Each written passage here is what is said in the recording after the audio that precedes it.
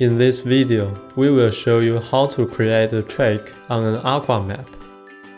Select Nav Info, User Data, Tracks.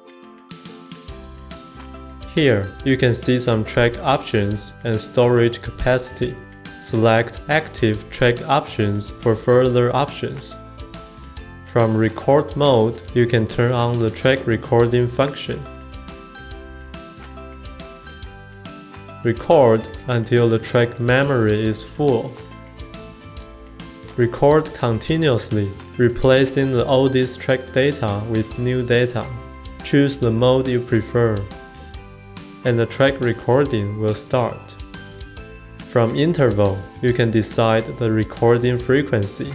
Recording more frequent is more accurate but fills the memory faster. Record based on a distance between points. Record based on a time interval.